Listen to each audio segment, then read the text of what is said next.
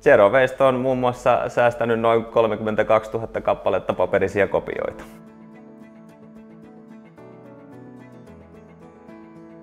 Minun nimi on Topias Lahti, työskentelen Purkupiha Oy:llä, jossa toimin laatu-, ympäristö- ja kierrätyspäällikkönä.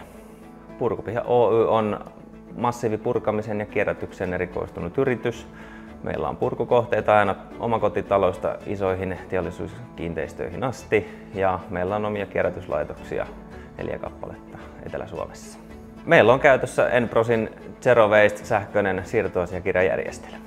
Zero Waste siirtoasiakirjajärjestelmä vaikuttaa meidän päivittäiseen työskentelyyn siten, että se säästää tosi paljon meidän aikaa ja resursseja ja se helpottaa meidän jäteraportointia.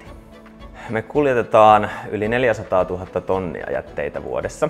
Se tarkoittaa yli 16 000 kuormaa vuodessa. Vuoden 2022 syyskuusta alkaen siirtoasiakirjat on täytynyt toimittaa tällaiseen siirtorekisteriin. Ja Zero Wastea käyttäessä käyttäjän itse ei tarvitse huolehtia siitä rekisterin siirtämisestä, vaan tästä järjestelmästä ne lähtee sinne automaattisesti.